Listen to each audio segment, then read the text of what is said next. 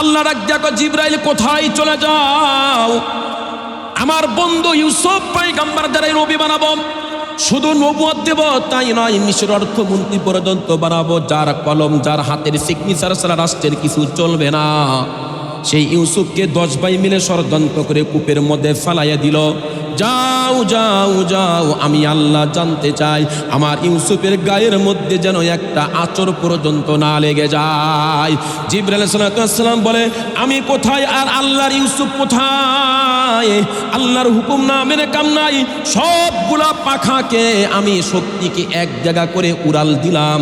তাফসীরে মাযহারির মধ্যে লেখে, ইউসুফ জিবরাইল আলাইহিস সালাম বলেন, আমি জিবরাইল আলাইহিস সালাম সবগুলা পাখার ডানা দিয়া উড়াল দিয়া আমি কূপের মধ্যে গিয়া পৌঁছে দেখতেছি, আমি জিবরাইল আলাইহিস সালাম কূপের মধ্যে পৌঁছে গেছি। এ পর্যন্ত ইউসুফ পয়গম্বর ইউসুফ কূপের মাঝামাঝিও পড়ে নাই। আল্লাহু আকবার। ইন্না নাহনু নাযালনা যিকরা ওয়া ইন্না লাহু লাহাফিজুন। আল্লাহ তাআলা বলেন, আমি এই জিকিরকে নাযিল করেছি, মানে কোরআন নাযিল করেছি, এবং কোরআনের হেফাজতের দায়িত্ব আমি আল্লাহর। আপনারা শুনলে অবাক হবেন, মাঝখানে কথাটা বলে নেই, সারা পৃথিবীতে 6 কোটির উপরে হাফেজে কোরআন আছে বর্তমান। বাংলাদেশে তো মনে হয় 30 লাখের উপরে শুনেছিলাম, না আরও বেশি হবে, কিন্তু সারা পৃথিবীতে হাফেজে কোরআনের সংখ্যা কত? 6 কোটি 6 কোটি পার হয়ে গেছে। আলহামদুলিল্লাহ বলেন। পৃথিবীর শুরু থেকে, বিশেষ করে আল্লাহ নবীর দুনিয়াতে আসার পরে, নবুয়ত রিসালাত প্রাপ্তির পর থেকে মক্কার কাফেররা, ইসলামের শত্রুরা, কোরআনের শত্রুরা বার বার বার বার কোরআনের কপি জ্বালিয়ে দিয়েছে, কোরআনকে নিশ্চিহ্ন করে দেওয়ার হীন ষড়যন্ত্র করেছে, কিন্তু আলহামদুলিল্লাহ একটা বারের জন্য তাদের মিশন সাকসেস হয় নাই। ব্রিটিশ বেনিয়ারা এদেশে এসেছিল, ব্যবসার নামে এসে এদেশ থেকে ইসলামকে উৎখাত করার জন্য আলেম ওলামাদেরকে মেরেছে, গাছের সঙ্গে ঝুলাইছেন, এবং হাজার হাজার লক্ষ লক্ষ কপি জ্বালিয়ে দিয়েছে। কিন্তু শেষ পর্যন্ত দেখতেছে মাদ্রাসার কচি কাঁচা বাচ্চারা, যারা নাকের শীত পর্যন্ত মুছতে শেখে নাই, বাবার নাম পর্যন্ত উচ্চারণ করা শেখে নাই, তারা পুরা কোরআনটা সিনার মধ্যে আটকে ফেলেছে। তখন বলছে, না, এদের পিছিয়ে কোরআনের উৎখাত করার কোনো সুযোগ নাই। আল্লাহ রাব্বুল আলামিন যেগুলার দায়িত্ব নিয়েছেন, পৃথিবীর কোনো শক্তি পরাশক্তি এগুলাকে শেষ করতে পারবে না। মনে রাখবেন, এর মধ্যে 1 নম্বর হলো কোরআন। এই কোরআনকে পৃথিবী থেকে নিশ্চিহ্ন করা শক্তি কারো নাই। আর একটা হলো বাইতুল্লাহ। আব্রাহা বাদশাহ অনেক কষ্ট করেছে, হস্তি বাহিনী, শেষ পর্যন্ত কঙ্করি পাথর, আবাবিল পাখির মাধ্যমে ছোট্ট কঙ্করি পাথর দিয়ে আল্লাহ তাআলা এমন নিস্তে নাবুদ করেছে, তার চিন্তাও নাই। যারা মক্কা মদিনায় গেছেন তারা জানেন, আল্লাহ তাআলা তোমাকে 2 বার নিয়েছেন। এখনো আল্লামা আব্দুস শাকুর দিনপুরি রহমাতুল্লাহ আলাই, যিনি পাকিস্তানের একজন বড় আলেম, উনি তার কুতুবাতে দিনপুরির মধ্যে লিখেছেন, এক জাক পাখি এখনো সকালবেলা বাইতুল্লাহর চতুর্দিকে ঘুমে, এক জাক পাখি আবাবিল পাখি বাইতুল্লাহর চতুর্দিকে ওড়ে, আবার সন্ধ্যাবেলা একটা রাউন্ড দেয়। ওরা যেন বলতে চায়, মক্কার কাফেররা আর ইসলামের শত্রুরা, হুঁশিয়ার হুঁশিয়ার, সাবধান, আল্লাহ পাক যে হস্তি বাহিনীকে ধ্বংস করেছিল, তার সেই আবাবিল পাখির বংশ কিন্তু আমরা এখনো মরি নাই, আমরা জীবিত আছি। আবার যদি কেউ নতুন করে আক্রমণ করতে চাও, ওদের যেই অবস্থা হয়েছে আমরাও ঠিক ওই অবস্থা করব। সুবহানাল্লাহ, এখনো আছে। আল্লাহ পাক সতর্ক করতেছেন। তো এখানে কোরআন শরীফ জিকির শব্দের অর্থে ব্যবহার হয়েছে, কোরআনে কারিমে আল্লাহর জিকির বলেছেন। আরেকটা হলো জিকির মানে আল্লাহর স্মরণ, আল্লাহর স্মরণ, শুধু আল্লাহ আল্লাহ জিকির, এটার নাম জিকির নাম, মনে থেকে আল্লাহকে স্মরণ করা, এটাকে জিকির বলা হয়। তো আল্লাহর জিকির, আমাদের স্বাভাবিক মানুষের কথা বাদ দিলাম, আমাদের অনেক বড় বড় তবকার মানুষও আজকে আমরা এমন একটা পরিস্থিতির শিকার যে আল্লাহর স্মরণ বলতে কিছুই নাই। এত হাজারো সমস্যায় জর্জরিত এ সমাজ, এ দেশ, এ রাষ্ট্র, ব্যক্তি জীবন থেকে রাষ্ট্র পর্যায় পর্যন্ত আমরা সমস্যায় জর্জরিত, কিন্তু আল্লাহর নামটা যে উচ্চারণ করব, আল্লাহকে স্মরণ করব, সেই সুযোগটা আমাদের নাই। আছে বলেন? আমরা তাবলীগে যাওয়ার পরে শিখছি, হাদিস শরীফে ইমামদের মুখে শুনেছি, হ্যাঁ, বিভিন্ন মাজলিসে শুনেছি, যেই দিলে জিকির থাকে সেই দিল জিন্দা, যেই দিলে জিকির থাকে না সেই দিল মুর্দা। এটা কিন্তু আমরা সবাই জানি, জানি কি জানি না? যেই দিলে জিকির আছে, আল্লাহর স্মরণ আছে, সেই দিল জিন্দা, যেই দিলে জিকির নাই সেই দিল মুর্দা। আল্লাহর ওলিদের আল্লাহর ওলিদের সিস্টেম হলো হাজারো সমস্যায় জর্জরিত থাকলেও, পারিপার্শ্বিকতা মুসিবতে আক্রান্ত, কিন্তু উনি মানসিকভাবে শান্তির মধ্যে আছেন। কেন? কারণ তার আল্লাহর সাথে একটা যোগাযোগ আছে, সে আল্লাহর জিকির করে। আশরাফ আলী থানভী রহমাতুল্লাহ আলাইহি এটার একটা উদাহরণ এক্সাম্পল দিয়েছেন সুন্দর করে। চতুর্দিকে গ্লাস লাগানো, এসি রুম, চতুর্দিক গ্লাস লাগানো, বাহিরের কোনো কোলাহল, বাহিরের ঝড় তুফান কোনো কিছু তাকে স্পর্শ করে না। চতুর্দিকে ঝড় তুফান হচ্ছে, বৃষ্টি হচ্ছে, কিন্তু সে আছে গ্লাসের মধ্যে আটকানো। তার কি কোনো সমস্যা আছে? ঠিক তেমনিভাবে যারা আল্লাহর জিকির করে, হাজারো সমস্যা জর্জরিত সমাজ, কিন্তু তার মনের মধ্যে আল্লাহ পাক এক ধরনের শান্তি দেয়। এজন্য সর্বদা সর্ব অবস্থায় আল্লাহর জিকির। কিন্তু যেই দিলে জিকির নাই সেটা হলো মুর্দা। আল্লাহ আরো কঠিন কথা বলেছে, যেই দিলে আমি আল্লাহর জিকির নাই, যারা আমি আল্লাহর জিকির থেকে গাফেল, আমি আল্লাহ তাদের উপরে শয়তানকে লেলিয়ে দিই। নাউজুবিল্লাহ, সুবহানাল্লাহ, নাউজুবিল্লাহ। সম্ভবত সূরা যুখরুফের মধ্যে আল্লাহ তাআলা বলেন, ওয়ামান ইয়াশু আন যিকরির রহমানি নুকাইয়িযু লাহু শাইতানান ফাহুয়া লাহু কারিন। আল্লাহ বলেন, ওয়ামান ইয়াশু আন যিকরির রহমান, যারা আল্লাহর জিকির থেকে গাফিল, আমি তাদের পিছনে, তাদের উপরে শয়তানকে লেলিয়ে দেই। শয়তান তখন তার সহচর হয়ে যায়।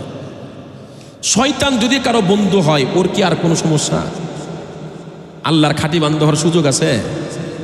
যখন শয়তান তার সহচর হয়, তখন সে শয়তান যা বলে, শয়তানের ফাঁদে সে আটকে পড়ে, সে তখন আর ভালো কাজ করতে তার মন চায় না। আমরা প্রত্যেকেই শয়তানের ফাঁদ থেকে বাঁচতে চাই, কি বলেন? আমরা প্রত্যেকেই শয়তানের জাল থেকে বাঁচতে চাই। তাহলে কি করতে হবে? আল্লাহ পাকের স্মরণ আমাদেরকে রাখতে হবে। শুধু মুখে জিকির করলে হবে না, প্রতিটা কাজকর্মে আর প্রতিটা ক্ষেত্রে আল্লাহর স্মরণ রাখতে চাই। কোরআনে কারিমের একটা আয়াত তেলাওয়াত করেছি, আল্লাহ তাআলা বলেন, ফাযকুরুনি আযকুরুকুম। খুতবার মধ্যে পড়া হয়, প্রত্যেক জুমার নামাজে খতিব সাহেবরা পড়েন, ফাযকুরুনি আযকুরুকুম ওয়াশকুরুনি ওয়ালা তাকফুরুন। আল্লাহ বলেন, ফাযকুরুনি আযকুরুকুম, বান্দা তুমি যদি আমাকে জিকির করো, আমাকে স্মরণ করো, আমি আল্লাহ তোমাকে স্মরণ করব। আমার আপনাকে নিয়ে যদি বর্তমান প্রাইম মিনিস্টার তারেক রহমান যদি মন্ত্রণালয় কথা বলে, আর এটা যদি আমার কাছে আসে যে আমার কথা সেখানে উত্থাপিত হয়েছিল, তাহলে খুশির ঠেলা আত্মহত্যাই মনে হয় করে ঘরে, স্ট্রোক করা ছাড়া কোনো উপায় থাকবে। আরে আমার কথা আলোচনা হয়েছে মন্ত্রী পরিষদে, তা আবার প্রাইম মিনিস্টার নিজে কথা বলেছেন। মুন্না সাহেব ছিল এমপি, এখন আছে আমাদের টুকু সাহেব মন্ত্রী। উনি যদি ওনার বৈঠকের মধ্যে মাজলিসে যদি আমাকে আপনার কথা আলোচনা করেন, গর্বে বুকটা ফুলে যায়। আরে আমার কথা আলোচনা হয়েছে, অথচ সব রাজার রাজা ধীরাজ আল্লাহ, সারা পৃথিবীর সৃষ্টিকর্তা আল্লাহ, সে আল্লাহ বলতেছে তুমি আমাকে স্মরণ করলে আমিও তোমাকে স্মরণ করব। আজীব কথা।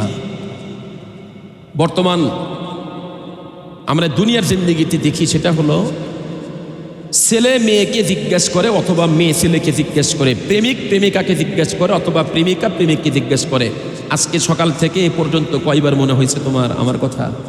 বলে কি বলে না? পরীক্ষা নেয়, প্রেম করার পরে আবার পরীক্ষাও চলে, কতবার সকাল থেকে মনে হয়েছে। যদি চালাক হয় সে অ্যান্সার দেয়, তোমার নামই তো ভুলি নেই, সকাল থেকে তোমার নামই জপছি। এরকম হয় কি না? এর তো একটা আবেগ। এক আল্লাহর বান্দা বলতেছেন যে আল্লাহ আমাকে সবসময় স্মরণ করে, আল্লাহ আমাকে কি করে? সবসময় স্মরণ করে। এই কথা শুনে লোকজন কয়, এই পাগল কি কয়, আল্লাহর খায়া দেয় কাম নাই, তোমার মতো একটা লোকরে স্মরণ করব?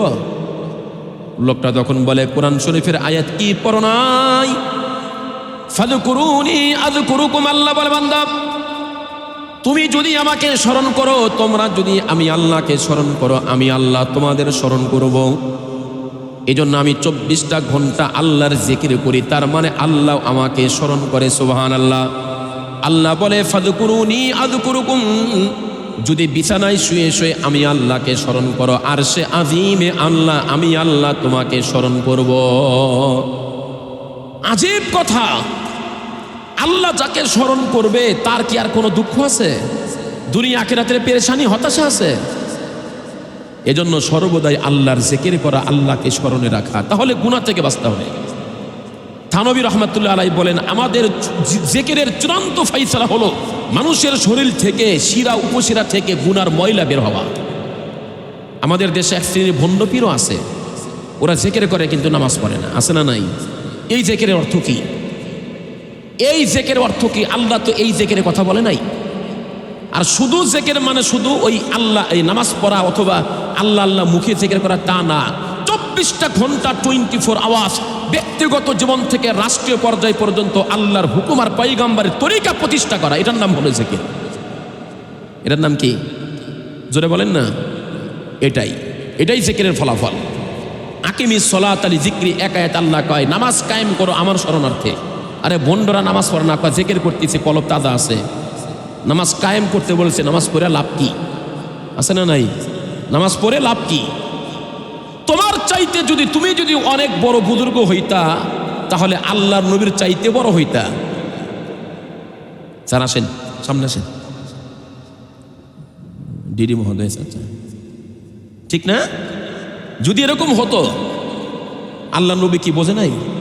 আল্লাহ নবী তোমার চাইতে আমার চাইতে কম বোঝে? কথা বলেন, কম বোঝে? সে আল্লাহর পয়গম্বর কখনো নামাজ ছাড়ে নাই। 5 ওয়াক্ত নামাজ তো পড়েছেন, তাফসীরের কিতাবে আসছে, হাদিস শরীফ পাওয়া যায়। বিশ্ব নবী দৈনিক 5 ওয়াক্ত নয় 8 ওয়াক্ত নামাজ পড়তেন। আল্লামা তাকি ওসমানী দামাত বারাকাতুহুল আলিয়া লেখেন, 5 ওয়াক্ত নামাজ তো আমরা পড়ি, আল্লাহর পয়গম্বর 5 ওয়াক্ত নামাজ পড়েছেন। সাথে সাথে তাহাজ্জুদের নামাজ আল্লাহর পয়গম্বর নিয়মিত পড়েছেন। ইশরাকের নামাজ পড়েছেন, আওয়াবিনের 6 রাকাত নামাজ আল্লাহর পয়গম্বর পড়েছেন।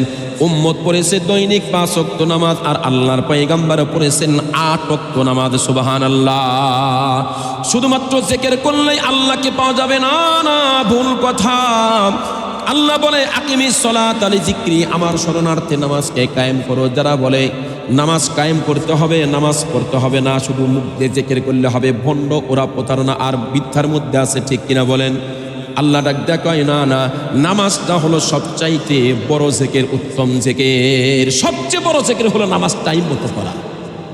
সবচেয়ে বড় জিকির কি? নামাজ টাইম মতো পড়া। এটাই হলো আল্লাহর জিকির। দলিল কোরআন শরীফের আয়াত, আকিমিস সলাত আলি যিকরি। আপনি নামাজ পড়বেন না আর মুখে মুখে জিকির করবেন, পুরুষ মহিলা এক জিকির করবেন, লাইট বন্ধ করে জিকির করবেন, ওটার নাম জিকির না, ভণ্ডামি হয় এগুলা। মহিলাদের কণ্ঠ পর্দা, পুরা শরীরটা যেমন পর্দা, মহিলাদের কণ্ঠ পর্দা। ঘরের মধ্যে জিকির করবে, গায়রে মাহরাম পুরুষ শুনবে, এটা আবার কিসের জিকির? বড় আশ্চর্য লাগে, কষ্ট হয়। মাহরাম ছাড়া হজ করার অনুমতি নাই। মাহরাম ছাড়া হজে যার অনুমতি নাই। প্রয়োজনে বদলি হজ করাবে, কিন্তু মাহরাম ছাড়া হজে যার অনুমতি মহিলার নাই। সেখানে এক এলাকা থেকে আরেক ডিস্ট্রিক্ট, আরেক ডিস্ট্রিক্ট থেকে আরেক ডিস্ট্রিক্টে গায়রে মাহরাম পুরুষের সঙ্গে মাজারে গিয়ে জিয়ারত করতেছে, জিকির করতেছে, ভণ্ডামি করা জায়গা পাও না। কঠিন আজীব এক অবস্থা দাঁড়াইছে। মহিলা মাহরাম ছাড়া হজে যার অনুমতি আছে? মাস্তুরাত জামাত, জামাতের তবলিগ জামাতে বের হওয়া মহিলা একা যায়, মাহরাম সহ যায়? কথা কয় না। স্বামী যায় কি যায় না? বাবা যায় কি যায় না? বড় ভাই যায় কি যায় না? বড় সন্তান যায় কি যায় না? মাহরাম ছাড়া তো তালিমে যাওয়ার কোনো সুযোগ নাই, মাহরাম ছাড়া হজে যাওয়ার মতো সুযোগ নাই। সেখানে আপনি মাহরাম ছাড়া জিকিরে পাঠা দিয়েছেন মাজারের মধ্যে, লজ্জা হয় না? আল্লাহ বুঝদান করে না, আমিন। তাই তো আল্লাহ ডাক দেখো, ফাযকুরুনি আযকুরুকুম, বান্দা আমারে জিকির করো, স্মরণ করো, আমি আল্লাহ তোমাদের স্মরণ করব। আল্লাহ যেন বলতে চাইছে, বান্দা ফাযকুরুনি আযকুরুকুম, বিছানায় শুয়ে শুয়ে আমি আল্লাহর স্মরণ করো, আমি আল্লাহ আরশে আজিমে তোমাকে স্মরণ করব। সুবহানাল্লাহ। মুহাদ্দিসিনে কিরাম, মুফাসসিরিনে কিরাম বলেন, আল্লাহ পাক যেন বলতে চাইছেন, ফাযকুরুনি আযকুরুকুম, তোমরা আমি আল্লাহর গোলামি করো, আমার হুকুম মানো, তাইলে আমি সারা দুনিয়ার মাখলুক কি দিয়ে তোমাদের অনুসরণ আর গোলামি করাবো। তোমরা আমার কথা মানো, সারা দুনিয়ার মানুষ তোমার কথা মানবে। অনেক বুজুর্গরা বলেন, ইতিহাস বলে, এ কথা বলেছেন যে আমি যখনই আল্লাহর কোনো নাফরমানি করেছি, তখনই আমার স্ত্রী আমার কথা শোনে নাই। আমি যখনই আল্লাহর কোনো হুকুমকে বিদ্যাঙ্গুলি দেখাইছি, আল্লাহর নাফরমানি করেছি, তখন আমার সন্তান আমার কথা শোনে নাই। আমি যখনই আল্লাহর হুকুমের নাফরমানি করেছি, আমার অধীনস্থ আমাকে বিদ্যাঙ্গুলি দেখাইছে, আমার কথা শোনে নাই। কি বাস্তব না? আল্লাহ কয় তুমি আমার কথা শুনবা না, নামাজ পড়বা না, আর তোমার স্ত্রী তোমার কথা শুনবো? নো নেভার, প্রশ্নই আসে না। আমার স্ত্রী, আমার সন্তান, আমার অধীনস্থ আমার কথা শুনবে কেন? আমি তোমার মালিকের কথাই শুনি না। কথা বলেন, আমি তো মালিকের কথা শুনি না, তাহলে আমার কথা তারা শুনবে কেন? শেখ আব্দুল ওয়াহিদ রহমাতুল্লাহ আলাই অনেক বড় বুজুর্গ ছিলেন তাবির যুগে। উনি আল্লাহর কাছে দরখাস্ত করেছে, আল্লাহ জান্নাতের মধ্যে আমার সাথী কি হবে আমি একটু দেখতে চাই দুনিয়াতে। আজীব এক প্রশ্ন। আল্লাহর খাঁটি বান্দাদের, মাকবুল বান্দাদের কিছু দরখাস্ত থাকে, আল্লাহ দুনিয়াতেই পুরা করে দেন। ওই পর্যাপ্ত হবে তো নাকি? আমাদের না আকায়েদ ঠিক আছে, আমাদের না আমল ঠিক আছে, মুআমালাত মুআশারাত কোনো কিছু তো ঠিক নাই। সুন্নতি লেবাসটাও আমাদের মধ্যে নাই। দাবি করি শেষ জামানার শ্রেষ্ঠ উম্মত, মুখে দাড়ি নাই, পাঞ্জাবি নাই, হালাল খাই না, সুদের ব্যবসা করি, ঘুষের ব্যবসা করি, ঘুষের টাকা খাই, আত্মসাৎ করি, বোনের টাকা অর্থ আত্মসাৎ করে মেরে খাই, ব্যাংকে টাকা নিয়ে প্রতি মাসে সুদ খাচ্ছি, সুদের মহাজন হয়ে বসে আছে, দাবি করতেছি আমি শেষ নবীর শ্রেষ্ঠ নবীর শ্রেষ্ঠ উম্মত। এত সোজা জান্নাত? এত সোজা? আল্লাহ কয় তোমরা কি কেমনে আশা করো যে তোমরা জান্নাতে যাবা আর আমি আল্লাহ তোমাদের পরীক্ষা করব না? 5 টাকার মাইটা পাতিল কিনতেও তো 2-3 বার টোকা দেওয়া লাগে যে ঠিক আছে কিনা। আল্লাহ কয় তোমাদেরকে টোকা ছাড়াই জান্নাতে দিব। আমার জান্নাত এত সস্তা? কথা বলেন না কেন? সস্তা দিয়ে দিই বললাম তো। শেখ আব্দুল ওয়াহিদ রহমাতুল্লাহ আলাই আল্লাহর কাছে দরখাস্ত করেছে, আল্লাহ দুনিয়া জান্নাতে যিনি আমার সাথী হবে আমি তাকে একটু দুনিয়াতে দেখতে চাই। আল্লাহ পাক ইলহাম করেছে অথবা স্বপ্ন যোগের মাধ্যমে জানাই দিয়েছেন। আব্দুল ওয়াহিদ আবিসিনার একজন মহিলা আছে, তার নাম মাইমুনা, অত্যন্ত কালো। এই মাইমুনা তোমার জান্নাতের সাথী হবে। অমুক জায়গা থাকে আবিসিনা, হাফসার কালো মহিলা। শেষ পর্যন্ত শেখ আব্দুল ওয়াহিদ রহমাতুল্লাহ আলাই বলেন আমি গেলাম, খবর নিয়ে গেলাম ওই এলাকায়। যাওয়ার পরে লোকদের জিজ্ঞাসা করলাম মাইমুনার বাড়ি কোথায়, সকলেই তখন আমাকে ইনফরমেশন করলো মাইমুনা তো ছাগল চড়াই। দেখো গা এখন চারণ ভূমিতে আছে, মাঠের মধ্যে ছাগল চড়াচ্ছে। শেখ আব্দুল ওয়াহিদ রহমাতুল্লাহ আলাই বলেন আমি গেলাম, মাইমুনাকে আমি দূর থেকে দেখলাম, আজীব এক অবস্থা। অনেকগুলা ছাগল বকরি মাঠের মধ্যে চড়তেছে, ঘাস খাচ্ছে, পাশেই নেকড়ে বাঘ বসে আছে, এগুলার উপরে আক্রমণ করতেছে না, কারণ বকরি দেখলে তো বাঘ আক্রমণ করবে, এটাই তার স্বভাব ফিতরাত। না আক্রমণ করে না, ওগুলা সবাই স্বাধীনভাবে ঘাস খাচ্ছে। আর একটা দেখলাম দৃশ্য, ছায়ার মধ্যে দাঁড়ায়া একজন মহিলা নামাজ আদায় করতেছেন। আমি পিছনে যখন দাঁড়াইলাম আমি বড় আশ্চর্য ছিলাম, কি ব্যাপার মহিলা নামাজ পড়ে আর তার বকরিগুলা ছাগলগুলা ঘাস খাচ্ছে একদম নিশ্চিন্তে নিরাপদে, বাঘগুলা তার উপর আক্রমণ করে না। হঠাৎ করে ডান দিক সালাম ফিরাইয়া, বাম দিক সালাম ফিরাইয়া মাইমুনা আমাকে ডাক দেখায়, আব্দুল ওয়াহিদ জান্নাতে না দেখা করার কথা ছিল, এইখানে আসলা কেমনে? আল্লাহু আকবার জোরে বলেন। সালামও দেয় নাই, কিচ্ছু বলে নাই, কণ্ঠ শোনে নাই। আল্লাহ পাক ইলহাম করছে, তোমার না জান্নাতে দেখা করার কথা, এখানে আসলা কেমনে? বলে আল্লাহকে বলছিলাম, আল্লাহরে বলছিলাম, আল্লাহ দোয়া কবুল করেছে তাই তো আসলাম। কিন্তু মাইমুনা আমি একটা জিনিস আশ্চর্য হলাম, তুমি ছায়ার মধ্যে দাঁড়াইয়া নামাজ পড়তেছো বুঝলাম, কিন্তু তোমার এই বকরিগুলা নিশ্চিন্তে নিরাপদে ঘাস খাচ্ছে, খাবার খাচ্ছে, পাশে নেকড়ে বাঘ বসে আছে, কই তোমার বাঘগুলোর উপর তো আক্রমণ করে না। শেষ পর্যন্ত তিনি বললেন আমি এই মর্মটা বুঝলাম না। মাইমুনা ডাক দেয়া কয় তার কারণ অত্যন্ত সহজ, যেদিন থেকে আমি আমার মালিকের সঙ্গে চুক্তিবদ্ধ হয়েছি ওই দিন থেকে নেকড়েগুলাও আমার বকরির সঙ্গে চুক্তিবদ্ধ। তার মানে উনি বলতে চাইতেছেন যেদিন থেকে আমি আমার মালিকের গোলামি করি ওই দিন থেকে এই বাঘগুলাও আমার বাচ্চাগুলা ছাগলগুলার গোলামি করে। মানে আল্লাহ পাক আল্লাহর হুকুম মানার কারণে এই বাঘগুলা কেন আল্লাহ পাক কি করেছেন, এগুলাকে আল্লাহর নিজ কুদরতে হেফাজতের দায়িত্ব নিয়েছেন। সুবহানাল্লাহ। আল্লাহ যেন বলতে চাইছে বলতেছে বান্দা ফাদকুরুনি আযকুরুকুম, যদি তোমরা আমি আল্লাহর গোলামি করো, আমার সঙ্গে চুক্তিবদ্ধ হও, তাহলে আমি আমার সমস্ত মাখলুককে দিয়ে তোমার সঙ্গে চুক্তিবদ্ধ করাবো। আল্লাহ বলে ফাদকুরুনি আযকুরুকুম। 3 নাম্বার মুফাসসিরিন কিরাম বলেন আল্লাহ পাক যেন এই কথা বলতে চাইছেন, তোমরা যদি আমি আল্লাহকে সম্মান করো, আমি আল্লাহও তোমাদেরকে সম্মানিত করব, তোমার নাম দুনিয়ার জমিন থেকে আসমান পর্যন্ত উঠায়া দিব। আল্লাহু আকবার। বিশ্বে হাফি রহমাতুল্লাহ আলাইহি খালি পায়ে হাঁটতেন। বিশ্বে হাফি উনি মদ পান করতেন, সাংঘাতিক একজন মানুষ, মদ পান করতেন, 24 ঘন্টা মদের মধ্যে লিপ্ত থাকতেন। এমন লোক আমাদের সমাজে আছে না নাই? আমি একজনের কথা শুনছি, মদ পান করে ঘুমিয়ে পড়ে 3 দিন 4 দিন পর্যন্ত ঘুমের মধ্যে থাকে, ওই ঘুমের মধ্যে তার স্ত্রী নাকি খাবার খাওয়ায় দেয়, উনি হা করে খাবার ভিতরে ঢুকায় দেয়, এরপরে জাগে, এরপরে আবার অবস্থা হয় আল্লাহ জানে কি কোন দিন শুনবো যে ওই অবস্থায় আল্লাহ মাফ করুক মারা গেছে। বিশ্ব হাফি রহমাতুল্লাহ আলাইহি রাস্তাতে যাইতেছেন, মদ পান করতেন, দেখতেছে আল্লাহর নামের একটা টুকরা কাগজ পড়ে আছে, উনি এটাকে তুলে সুন্দর করে ঝেড়ে পরিষ্কার করে চুমা খায়া তাকের উপর রেখে দিচ্ছেন। আল্লাহ পাক ওই জামানার বড় বুজুর্গের কাছে বলে দিচ্ছেন, বিশ্ব হাফিকে বলে দাও সে আমার নামের যেমন সম্মান করছে, আমি তাকে দুনিয়ার জমিন থেকে আসমান পর্যন্ত তার নাম আমি উঁচা করে দিলাম, সম্মানিত করে দিলাম। এরপরে তিনি অনেক বড় বুজুর্গ হয়ে গেছে। আল্লাহ পাকের স্মরণ, আল্লাহর জিকির কত আজীব একটা ইবাদত, সবচাইতে বড় উপরে ইবাদত আল্লাহর স্মরণ। এই আল্লাহর স্মরণ যখন থাকবে আমার দ্বারা আপনার দ্বারা গুনাহ হবে না, আল্লাহর স্মরণ যখন না থাকবে গুনাহ আমার দ্বারা বেশি হবে। তাই তো আল্লাহ ডাকা ফাযকুরুনি আযকুরুকুম। এই যদি আমি আল্লাহকে তোমরা স্মরণ করো, বিছানায় থেকে আমি আল্লাহ তোমাদের স্মরণ করবো আরশে আজিমে। তোমরা যদি আমি আল্লাহর গোলামি করো, তাইলে আমি আল্লাহ সারা পৃথিবীর মাখলুক দিয়ে তোমাদের গোলামি করাবো। তোমরা যদি আমি আল্লাহর নামের সম্মান করো, আমি আল্লাহ তোমাদের সম্মানিত করব, দুনিয়া থেকে আসমান পর্যন্ত সারা পৃথিবী তোমার নাম জানবে। এরপরে আল্লাহ যেন বলতে চাইছেন, বান্দা কোন রকম যদি গুনাহ থেকে বাঁচার জন্য, গুনার পরিবেশ তোমার অনুকূলে, গুনাহ থেকে বাঁচার জন্য যদি আমি আল্লাহকে স্মরণ করো, আমি আল্লাহ বিপদ সংকুল পরিস্থিতিতেও তোমাকে উদ্ধার করতে আমি আল্লাহ স্মরণ করব। সুবহানাল্লাহ। আপনারা জানেন হযরতে সাইয়্যিদনা ইউসুফ আলাইহিস সালাম নাম শুনছেন তো? সূরা ইউসুফের মধ্যে আল্লাহ তাআলা বলেন আহসানাল কাসাস।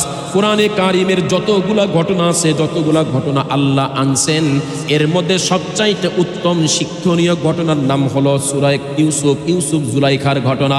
এটা পৃথিবীর কোনো মানুষ বলে না, একমাত্র আল্লাহ নিজেই বলেছে, নাহনু নাকুসু আলাইকা আহসানাল কাসাস।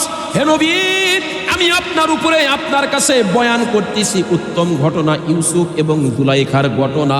তার মানে আল্লাহ যেটাকে উত্তম বলেছে এর চাইতে ভালো আর হওয়ার সম্ভাবনা নাই। আহসানাল কাসাস, ইউসুফ জুলাইখার ঘটনা মানুষ মনে করলে এটা আনন্দ উপভোগ করে, প্রেমের কাহিনী। আসলে তো ঘটনা তা না। সূরা ইউসুফের মধ্যে হাজারো হিকমত রয়েছে, হাজার হাজার শিক্ষা রয়েছে। ফাতাবিরু ইয়া উলিল আবসার, এখান থেকে শিক্ষা গ্রহণ করো। ইউসুফ আলাইহিস সালাতু ওয়াস সালামের ঘটনা আপনারা জানেন। সূরা ইউসুফের তাফসীর করতে যদি শুধু এ টু জেড ঘটনা বলি আমি, তাও 3 ঘন্টা লাগবে। আর যদি জুমার নামাজের বয়ানে যদি আমি আপনাদের তাফসীর শুরু করি, একবার শুরু করছি, আপনাদের মনে আছে 6 মাস লেগেছে। কয় মাস? 6 মাস। তাফসীরের এত কথা আছে ওখানে। আমি শুধু সংক্ষিপ্ত একটা জিনিস আপনাদের বোঝাতে চাই যে ইউসুফ পয়গম্বর গুনাহ থেকে বাঁচার জন্য আল্লাহকে স্মরণ করলেন, আল্লাহ পাক তার সাথে কি ব্যবহারটা করলেন। ওরকম পরিবেশ তো আমারও আসে। ইউসুফ আলাইহিস সালাতু ওয়াস সালাম ছিলেন বাবার সবচাইতে সুন্দর মানুষ, সুন্দর ছেলে, আজন্ম সুন্দর। বিশ্বনবী মেরাজ থেকে ঘুরে এসে আয়েশার কাছে বলতেছে, আয়েশা আজীব একটা ঘটনা তোমার শোনাই। আল্লাহ নবীর স্ত্রী ছিল তো 11 জন, সবগুলাই ছিল বেদবা, শুধু একমাত্র আয়েশা ছিল কুমারী। বিবাহিত ছিল সবগুলা, শুধু একমাত্র আয়েশা রাদিয়াল্লাহু আনহা কুমারী। 8 বছর বয়সে রাসূলের সাথে রুখসত হয়েছে, বিয়ে হয়েছে। আবু বকর সিদ্দিকের কন্যা আয়েশা সিদ্দিকা রাদিয়াল্লাহু আনহা। তো আল্লাহ নবী বলতেছে, আয়েশা আমি মিরাজের রাত্রিতে সম্ভবত 4র্থ আসমানে, 7 আসমানে তো সফর হয়েছে, আর 7 দিন পর্যন্ত গেছি, 4র্থ আসমানে আমার ভাই ইউসুফকে দেখলাম। রাআইতু আখি ইউসুফা ফিল মিরাজ কদ উতিয়া শাতুল হাসান। মনে হলে যেন আমার ভাই ইউসুফকে আল্লাহ পাক পৃথিবীর অর্ধেক সৌন্দর্য একাই দান করেছে। তাহলে কত সুন্দর! কিসের শাকিব খান আর কি বলে আপনার ওই সালমান খান, কিসের সুন্দর এগুলা? হ্যাঁ, ইউসুফ পয়গম্বরকে পৃথিবীর 100 ভাগের 50 ভাগ সুন্দর আল্লাহ পাক তাকে একাই দান করেছিলেন। সুবহানাল্লাহ, আসতে কোন হ্যাঁ, এই কথা যখন বলছে না, তখন আয়েশা সিদ্দিকা তো বড় জ্ঞানী মহিলা। আমাদের দেশের আয়েশার মতো ফেসবুক আর ইউটিউবার আয়েশা না, উনি ছিল জ্ঞানের ভান্ডার। হাদিস শরীফ আছে, আল্লাহ নবী বলেছেন, আমার ইন্তেকালের পরে শরীয়তের সমাধান যদি নিতে চাও, পর্দার আড়াল থেকে আমার স্ত্রী আয়েশার কাছ থেকে নিয়ে নাও। নবুয়তের অর্ধেক ইলম আল্লাহ পাক হযরত আয়েশাকে দান করেছেন। আল্লাহু আকবার, আল্লাহু আকবার। হযরত আয়েশা গর্ব করে বলতেন, আমারে চেনো? আমার কোলের মধ্যে যখন আমার পয়গম্বর মাথা রাখতেন, তখন হযরত জিবরাইল আলাইহিস সালাম ওহী নিয়ে আসতেন। আমি সেই আয়েশা, আমার কোলে মাথা থাকতো, তখন আল্লাহ নবীর কাছে ওহী আসতো। কি কপাল আয়েশা! আয়েশা বড় চালাক, প্রশ্ন করে ফেলাইছে। নবীজি, তাহলে আমার একটা ছোট্ট প্রশ্ন আছে, আপনার বক্তব্য অনুযায়ী যদি ইউসুফ পয়গম্বর পৃথিবীর অর্ধেক সৌন্দর্য একা পেয়ে থাকে, তাহলে বাকি থাকে অর্ধেক। আপনি তো শুনছি নবীদেরও নবী, নবীদেরও ইমাম, তা আপনার তো মর্যাদা আরো বেশি হওয়ার কথা, তো বাঁচলই তো অর্ধেক। তা আপনি কি অর্ধেকের মধ্যে, নাকি আপনার সুযোগ নাই? প্রশ্ন কিন্তু সাংঘাতিক। উত্তরটাও কিভাবে দিছে, আল্লাহ নবীর চরিত্র কত সুন্দর, মহান চরিত্র আল্লাহ পাক তাকে দান করেছে। হযরত আয়েশা যদি, রাসূল যদি বলতেন, আরে রাখো, ইউসুফ তো ইউসুফই, ইউসুফ কই আমি কই, আমি আরো সুন্দর, কথা সত্য হতো, কিন্তু ভাষাটা আল্লাহর কাছে পছন্দ না। আমি সবচেয়ে বড় আলেম, সিরাজগঞ্জে আমার চাইতে ভালো ইমাম নাই, বাংলাদেশে আমার চাইতে বড় বক্তা নাই, সমাজের মধ্যে আমার চাইতে ভালো মানুষ নাই। আল্লাহ কয় কথা সত্য, কিন্তু তোর ভাষাটা খারাপ। অহংকারের তাকাব্বুরি একটা ভাব আসছে, ভাষাটা শোভনীয় হয় নাই, এটা আমার কাছে পছন্দ না। অহংকার সাংঘাতিক একটা জিনিস। আল্লাহ নবী এভাবে বলে নাই, আল্লাহ নবী যে উত্তরটা দিছেন, বুখারী শরীফের মধ্যে এই উত্তরটা রেকর্ড করা আছে। আল্লাহর পয়গম্বর কা, আয়েশা তাহলে শোনো, তোমার প্রশ্নের উত্তরটা আমি দেই। আনা মালিহুন ওয়া আখি ইউসুফ সবিহুন, আমি হলাম লাবণ্যময় সুন্দর, আমার ভাই হলো সাদা সুন্দর। এবার তুমি একটু বিচার করে দেখো, আসলে কে সুন্দর বেশি? সুবহানাল্লাহ বললেন না? মেয়ে দেখতে গেছেন বগুড়াতে, এখন মেয়ে দেখছেন, মেয়ে ফর্সা, কিন্তু কাটিন নাই, নাকটা চ্যাপ্টা, দেখতে চাকমার মতো লাগে, এরকম আছে না? মা ফোন দিয়েছে, বাবা মেয়ে পছন্দ, কমা অবস্থা খুব একটা ভালো না, অবস্থা বেগতিক, খাবার দাবার ভালোই ছিল, কিন্তু মেয়ের তো কাটিন ভালো না, এরকম চ্যাপ্টা ধলা, কিন্তু কাটিন নাই। মা কত তাড়াতাড়ি কাইটা পর, শ্যামলি বাস ধরে কাইটা পর চলে। পরে সপ্তাহে গেছে সিরাজগঞ্জ বেলকুচি, এদিকের মেয়ের আবার সুন্দর মনে করেন। এখন তারপরে মেয়ে দেখছে, খাওয়া দাওয়া হয়েছে, মা ফোন দিয়ে বলতেছে, বেটা মেয়ে কেমন? মা, ছেলে বলতেছে, মা তুমি আমার মা হও, লজ্জার কথা কেমনে বলি, মেয়ে বেশি ফসছে না, কিন্তু কাটিং সাংঘাতিক। মা চোখ দুটো দিয়ে এত সুন্দর, চোখ সরাইতে পারি না, ঠোঁট দুটা সুন্দর, কপালটা সুন্দর, চুলটা সুন্দর, মানে যা যা বলা দরকার। মা বলতেছে, তাড়াতাড়ি ইমাম সাহেব 500 জায়গায় 1000 দিয়ে বিয়ে পড়া, এটা যেন হাতছাড়া না হয়। এরকম হয় কি হয় না? কারণটা কি? শুধু দলা হলে হয় না, কাটিন লাগে। আল্লাহ নবীকে আল্লাহ ডাক দেয়, ইন্নাকা আলা খুলুকিন আযীম, আমি তো আপনাকে কারণে এই মহান চরিত্র অধিকারী বানাইছি। রাসূল বললেন, আয়েশা আমি হলাম লাবণ্যময় সুন্দর, আর ইউসুফ হলো সাদা সুন্দর, এবার তুমি বিচার করো কে বেশি সুন্দর। সুবহানাল্লাহ। যাই হোক, ইউসুফ পয়গম্বরের সৌন্দর্যের কথা যদি বলতে যাই তাও 3 ঘন্টা, আর আমাদের নবীর সৌন্দর্য বলতে গেলে আজকে যারা দিলে শেষ হবে না। হযরত জিবরিল আলাইহিস সালাম একদিন আল্লাহকে বলতেছে, আল্লাহ এখানে তুমি আর আমি, আর কেউ নাই। আল্লাহ একটা কথা জিজ্ঞাসা করি, আল্লাহ কয় বলো। আল্লাহ, সারা দুনিয়া 7 আসমান 7 জমিন ঘুরলাম, সফর করলাম, বাংলাদেশ থেকে শুরু করে লন্ডন, আমেরিকা, কানাডা পর্যন্ত সারা পৃথিবী, নরওয়ে, ইউকে সব দেখলাম, মুহাম্মাদুর রাসূলুল্লাহর মতো আর একটা তো পাইলাম না, এত সুন্দর। আল্লাহ ডাক দেখো, জিবরাইল পাইবা কোথায়? বানাই তো নাই, আমি তো মুহাম্মাদুর রাসূলুল্লাহ একজন বানাইছি, এত সুন্দর চেহারার অধিকারী আমি আল্লাহ মুহাম্মদকে দিয়েছি ওয়ান পিস, ডুপ্লিকেট নাই। সুবহানাল্লাহ। পাইবা কোথায়? বানাই তো আর একজন এরকম এত সুন্দর চেহারা ছিল আল্লাহর পয়গম্বরের। আল্লাহর নবীর চেহারা তো সুন্দর, সুরতটা যেমন সুন্দর ছিল সিরতটা আরো সুন্দর ছিল। সুবহানাল্লাহ। রাসূলের বাইরেও যেমন সুন্দর ভিতরেও তেমন সুন্দর। আমাদের হয়েছে উল্টা, বাইরে সুন্দর ভিতর খারাপ। কিছু মানুষ কালো কিন্তু ভিতরটা অত্যন্ত ভালো নেই, এজন্য সুরতের সাথে সিরতও ভালো করা দরকার। যাই হোক, ইউসুফ পয়গম্বর অত্যন্ত সুন্দর ছিল। 10 ভাই মিলে পরামর্শ করছে, এই আব্বা ইউসুফের এত মহব্বত করে কে? আমরাও তো তার তো এক, রক্ত তো ব্লাড তো এক নাকি? শেষ পর্যন্ত কয় ঠিক আছে চল যাই আব্বার কাছে। ইউসুফের আমরা একটা কাজ করবো, ইউসুফকে নিয়ে আব্বার কাছ থেকে বুলাইয়া নিয়ে আমরা মেরে ফেলাম, ডাইরেক্ট আক্রমণ, মেরে ফেলবো। এই কথা বললে ওদের বড় ভাই, 10 ভাইয়ের বড় ভাইয়ের নাম ছিল ইহুদা। তাফসিরে মাঝারিতে আসছে নাম কি? ইহুদা। এর থেকে ইহুদি আমরা বলি ইহুদি। এই ইহুদা বললেন, ভাই আল্লাহর হস্তে মাপ চাই, ভাই মারার মধ্যে আমি নাই। আমি দিয়ে বেদাল মানুষ, নিষ্কণ্টক, আমি কোনো ঝামেলা পছন্দ করি না। এই খুনাখুনির মধ্যে আমি নাই, এরকম আছে না নাই? এই খুনাখুনির মধ্যে আমি নাই। এখন 9 ভাই কইতেছে, যদি বেশি আবল তাবল আর এরি তেরি করো তাইলে তোমার আগে সাইজ করবো, তারপর ইউসুফের পালা।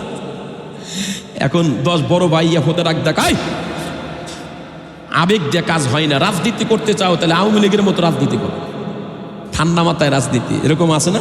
মানুষ বলতো না, ওবেদুল কাদের কথা বলতো, শেখ হাসিনা রাজনীতি ঠান্ডা মাথা করতে হয়। আসলেই হুটহাট করে কয় না যে রাখলেন তো ঠকে গেলেন, একটা কথা আছে, রাখলেন তো ঠকলেন। রাজনীতি করবা ঠান্ডা মাথায়।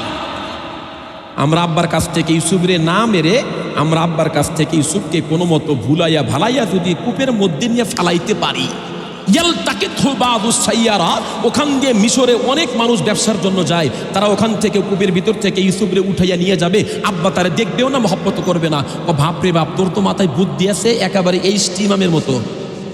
উপদেশটা বোঝেন না? সেই বুদ্ধি। ঠিক আছে চল যাই।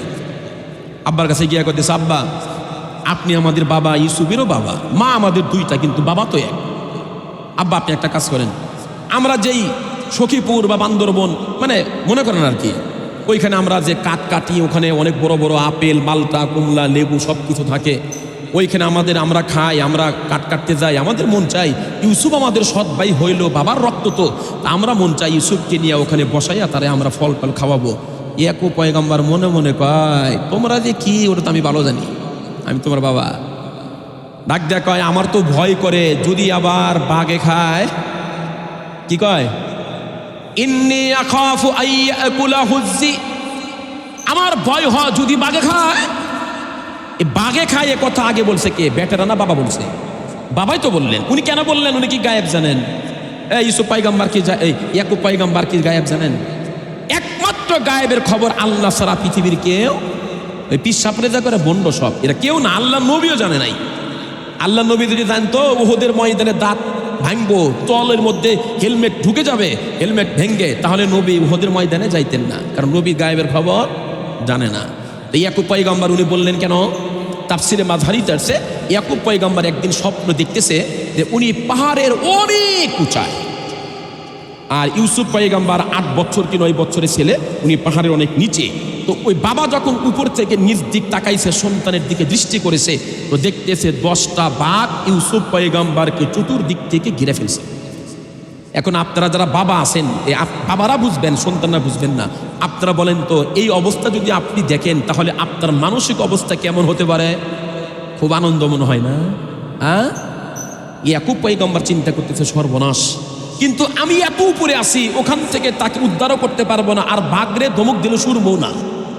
এটা ভাবতে ভাবতে 10টা বাঘ একসঙ্গে ইউসুফের উপর আক্রমণ করছে, কিন্তু ইউসুফকে ধরতে পারে নাই। ইউসুফ কূপের মধ্যে পড়ে গেছে, অমনিতেই ইয়াকুব পয়গম্বরের গোমও ভেঙে গেছে। উনি যেহেতু নবী, বড় আলেম, নবীরা জামানার সবচেয়ে বড় আলেম, উনি তখন স্বপ্নের ব্যাখ্যা করলেন, এই 10টা বাঘ সুন্দরবনের বাঘ না, এই 10 বাঘ হলো আমার আরাক স্ত্রীর পেট থেকে তো হয়েছে, এই যে কুলাঙ্গার গুলা, এই 10টা। তবে খুশির মেসেজ ঠিক করে গেল, ঘটনা কিছু আছে হেনে। যাই হোক, এই এই খুশির মেসেজ হলো আমার ইউসুফকে বাঘ 10 ভাই মারতেও পারবে না, খুন করতে পারবে না, পড়বে কোন জায়গায়? কূপের মধ্যে। এই জন্য বলছে ভয় হ যদি বাঘে খায়। 10 ভাই কো আব্বা কোন কি? তাফসিরে আসছে কোরআন শরীফের আয়াত, নাহনু উসবাতুন, আমি আর আপনি কত উঁচা, হ্যাঁ? আমাদের চাইতে কয়েক ডাবল ছিল, সেরকম আমাদের 15 জন একজনের কাছে কিছু না। আমরা 10 ভাই বড় বড়, আমাদেরকে আগে খাইতে হবে, তারপর ইউসুফের পালা। মানে আব্বাকে বিশ্বাস ধরাইতে যাওয়া দরকার। ইয়াকুব পয়গম্বররা ঠিক আছে আল্লাহ ভরসা দিয়ে দিলাম। যতক্ষণ পর্যন্ত ইয়াকুব পয়গম্বর বাবার সামনে ছিল, ইউসুফ তো ছোট বাচ্চা, 10 ভাই পালাক্রমে নিয়ে চুমা খাচ্ছে। একবার নাকে চুমা খায়, একবার ঠোঁটে চুমা খায়, একবার শরীরে, একবার পাছায়, মানে কোণে থেকে কোণে চুমা খাবে। মানে কি যে আদর দেখাইতেছে বাবার সামনে, বাবার সামনে আদর দেখাচ্ছে। ইয়াকুব পয়গম্বর তার গায়েব জানেন না, উনি সৎ বেটা ঠিক আছে, চিন্তা করলেন যাই হোক, মানুষ তার সারা জীবন একরকম থাকে না, মনে হয় ভালোই বাসবে। যেই মাত্র পর্দার আড়ালে হয়েছে, চোখের আড়ালে, মনে করেন এখান থেকে গিয়ে রেলগেট পার হয়েছে, শাহী মসজিদ পার হয়েছে, আর দেখা যায় না। এখন ইউসুফরে বলের মতো শট শুরু হয়েছে। এখন ইউসুফকে আমার শটাও কে, বাবার সামনে তো খুব আদর করলে, চুমা খাইলে, পাশা বদ্ধ চুমা খাইলে, মারের দেখছোস কি, খালি বিয়ার আঘাত পার হ, বোঝেন নাই? মারের দেখছোস কি, কড্ডের মরে না। তাফসিরের মধ্যে লিখছে 10 ভাই আচ্ছা মতো পিটায়া ইউসুফকে কূপের মধ্যে দিছে ফেলায়া। আপনারা কি মনে করেন আল্লাহ পাক তখন ঘুমাইতেছে? আল্লাহ সারা রাত ডিউটি করছে, তো সকালবেলা নাইট ডিউটি করার পরে সকালে ঘুমাইতেছে নাকি? আল্লাহ ডাক দেখো, জিবরাইল কোথায় চলে যাও? আমার বন্ধু ইউসুফ পয়গম্বর দ্বারা নবী বানাবো। শুধু নবুয়ত দেব তাই নয়, মিশর অর্থমন্ত্রী পর্যন্ত বানাবো, যার কলম, যার হাতের সিগনেচার ছাড়া রাষ্ট্রের কিছু চলবে না। সেই ইউসুফকে 10 ভাই মিলে ষড়যন্ত্র করে কূপের মধ্যে ফালাইয়া দিল। যাও যাও যাও, আমি আল্লাহ জানতে চাই আমার ইউসুফের গায়ের মধ্যে যেন একটা আঁচড় পর্যন্ত না লেগে যায়। জিবরাইল আলাইহিস সালাম বলে, আমি কোথায় আর আল্লাহর ইউসুফ কোথায়? আল্লাহর হুকুম না মেনে কাম নাই। সবগুলা পাখাকে আমি শক্তিকে এক জায়গা করে উড়াল দিলাম। তাফসিরে মাযহারির মধ্যে লেখে, ইউসুফ জিবরাইল আলাইহিস সালাম বলেন, আমি জিবরাইল আলাইহিস সালাম সবগুলা পাখার ডানা দিয়া উড়াল দিয়া আমি কূপের মধ্যে গিয়া পৌঁছে দেখতেছি, আমি জিবরাইল আলাইহিস সালাম কূপের মধ্যে পৌঁছে গেছি। এ পর্যন্ত ইউসুফ পয়গম্বর ইউসুফ কূপের মাঝামাঝিও পড়ে নাই। আল্লাহু আকবার! কি শক্তি আল্লাহ জিবরাইলকে দিছে, তাহলে আল্লাহর কি পরিমাণ শক্তি আছে? তো সেই আল্লাহর সাথে যুদ্ধ ঘোষণা করি, আমাদের লজ্জা আছে? আমাদের বলে হুজুর এটা কেমনে? সুদের ব্যবসা যে করেন, আল্লাহ কয় যারা সুদের ব্যবসা করে তারা আমি আল্লাহর সাথে যুদ্ধ ঘোষণা করলো। আমেরিকার সাথে যুদ্ধ ঘোষণা করে টেকা যায়, ইরান অনেক আগে গেছে, ভারতের সাথে যুদ্ধ ঘোষণা করে টেকা যাবে, পৃথিবীর সব রাষ্ট্রের সাথে, পরাশক্তির সাথে, রাশিয়ার সাথে যুদ্ধ ঘোষণা দিয়েও টেকার সম্ভাবনা আছে। কিন্তু আল্লাহ কয় আমার সাথে যুদ্ধ ঘোষণা দিয়ে টিকবা কেমনি? বলেন। তাহলে যারা সুদের ব্যবসা করে তারা ডাইরেক্ট যুদ্ধ ঘোষণা করলো কার সাথে? তারেক রহমানের সাথে না আল্লাহর সাথে? এখন হিসাব করে দেখেন গা, হিসাব করে দেখেন গা, যুদ্ধ কয়দিন টিকতে পারেন? আল্লাহ আমাদের প্রত্যেককে সুদ মুক্ত জীবন দান করে, আল্লাহুম্মা আমিন। সময় তো প্রায় শেষের দিকে। যে কথা বলতেছি, ইউসুফ পয়গম্বর ওখান থেকে আল্লাহ পাক উঠায়া জিবরাইল আলাইহিস সালাম সুন্দর করে একটা বালতির মধ্যে বসায়া, ইটের মধ্যে বসায়া কানে কানে কয়, ইউসুফ চিন্তার কোনো কারণ নাই, আমি জিবরাইল, সাপ বিচ্ছুর ভয় নাই, পোকামাকড়ের ভয় নাই, চিন্তার কোনো কারণ নাই, তোমাকে আল্লাহ কিন্তু নবুয়ত দান করব। আচ্ছা, এগুলা কানের মধ্যে বলার পরে কি আর কোনো সমস্যা থাকে? কথা কন না কেন? আল্লাহু আকবার! এই ইউসুফ ঘটনা খালি মজাই আর মজা। 3 ঘন্টা একাধারে নন স্টপ বললেও ঘটনা শেষ হবে না। কিন্তু আমি যে জিনিসটা বুঝাতে চাচ্ছি, এখান থেকে ইউসুফকে আল্লাহ নিয়ে গেলেন, যেভাবে হোক মিশরের বাজারে অল্প দামে বিক্রি হলো। ভাইরা অল্প দামে বিক্রি করলেন, বোঝা গেল খালি সুন্দর হলেই দাম পারে না, ভিতরে কিছু থাকতে হয়। ও সারাও হই বিসামানিন বাক্সিন দারাহিমা মাউদুদা, মাত্র কয়েকটা টাকা বিক্রি করেছে ইউসুফ রে তার ভাইরা। ওইখান থেকে নিয়ে গেছে আজিজে মেসর, জুলাইখার স্বামীর বাড়িতে। যেভাবে গেছে, কোনোদিন যদি সুযোগ হয় তাফসির আপনাদেরকে আবার বলবো, কিন্তু আজকে তো হবে না। যদি একটা পয়েন্ট এখান থেকে বলতে চাই, সেটা হলো এইখান থেকে নিয়ে গেছে, নেওয়ার পরে আজিজে মেসরের স্ত্রী জুলাইখা তো পাগল হয়ে গেছে, সুন্দর চেহারা, স্বপ্ন যুগে আল্লাহ পাক একবার দেখাও দিছে।